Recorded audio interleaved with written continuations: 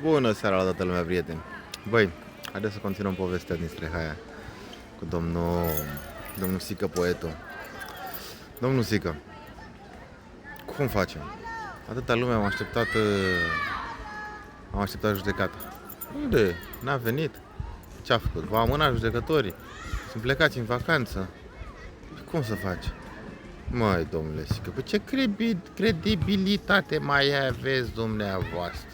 Ia spuneți-ne și nouă. Haideți să fim puțin serioși. Dacă era așa ca dumneavoastră, ca tine, tu ai fi știut dinainte, tu ai fi vorbit cu judecătorii dinainte. Păi, vezi că eu sâmbătă am judecată. Tu nu vorbești vineri la 12 noaptea, că ai judecată sâmbătă la 8 dimineața. Nu, asta o plănuiești cu 2, 3, 5, 10 zile înainte. Dar tu ai aflat vineri la 12 noaptea că judecătorii sunt plecați pentru judecata ta de sâmbătă dimineață. Mai domnule credibilitate, bă. Băi, Sică, bă. Urât din partea ta. Îți dai singur cu Tesla în coaie, pe românește. Și singurul lucru care îl faci e puțină aia încredere care lumea ar fi mai avut în tine să-și o piardă. Înțelegi, dumneata? Nu mai bine te pui tu frumos, știi cum e, sau știi tu cum zicea Leo, pamflet. Deci, bă, tot a fost un pamflet. Am vrut și eu să râd puțin că mă plictiseam. Și gata. Astăzi pe TikTok, când băteam joc de tine și râdeam de tine, ai luat foc în așa hal încât mai aveai puțin să spargi telefonul. Despre ce vorbim. Mai aveai puțin să pui mâna să cauți alt telefon, să-l sun pe cine, pe Tarzan, să-l întreb dacă e adevărat ce zic eu. Păi, Sică, bă, om de 50-60 de ani, atât de ușor de influențat. Oh, Sică. Urât, bă, urât. Deja și puțin aia impresie bună care credeai tu că are lumea despre tine se fini. Nu mai există. Dar na, știi tu mai bine. Și că acum cât mai e timp, pune una frumos pe telefon, cere scuze la oamenii aia, special la patroană, cere scuze la Leo, la Alin, la Ursu, bagă că a fost un pamflet, vorbește cu ei, fi băiat deștept, spune să zică și pune și pe ei să zică că a fost un pamflet, că a făcut să râde și voi puțin, să cați și tu, nu în picioare, în mâini, măcar. Știi ce zic?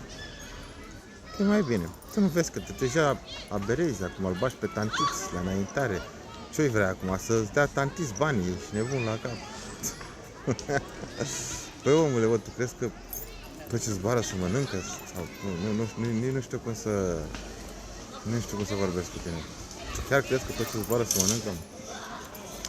Îți dai seama, acum asta făcea tantiți și cu Lucie. Băgau mâna în buzunar, scoteau și dau ție 60 de galbeni mari. Și ți le dau la prețul de acum, nu la prețul care i-ai dat lui atunci, știi? Că ei dacă era 1000 de lei galbenul, dar tu acum îl vrei cu 7000 galbeni. Tu ești Sică, poetul. Băi, Sică, ascultă bine la mine. Lasă dracu glumele astea de prost gust. Și lasă mai moale, că e spre binele tău. Mai te duci la ei, mai faci o filmare, mai faci 20 de euro. Peste 3 zile mai te duci iar, mai faci 10 euro. Peste 5 zile te duci iar, mai faci 30. Și să-și băga și tu în buzunar acolo 2-300 pe lună. Băia deștept, ești nebun la cap. Profită de ocazie. Că ai de unde. Nu fii fraier. Nu cum vrei tu. Cum vrei tu e imposibil, e greu. E greu, cum ți-am și ție. Să mor dacă te mint. Cum ai văzut 4 mașini în curte, te-a apucat draci. Cum ai văzut că are 10 lei în buzunar, te-a apucat draci. Sunt luate în leasing, sunt luate nu știu ce. Bă, tu știi cât costă leasing la o mașină, da? La o mașină de 200.000 de euro? Păi e 50.000 de euro leasing-ul, frate. Deci, la o Adica au avut să dea 200.000 de euro. Deci au avut să dea 200.000 de euro ca să ia 4 mașini. Au avut. Nu mai să o pun ca tine. Și 30.000 dacă era leasing-ul. Au avut să dea 4, 3, 12, 120 de mii. Țică, gândește bine. Și du-te și dă-te mare acolo la apă mică. Te dă mare la apă adâncă. Te mănâncă rechinii. Hai, vezi de treaba ta acolo și ne auzim. Te-am pupat.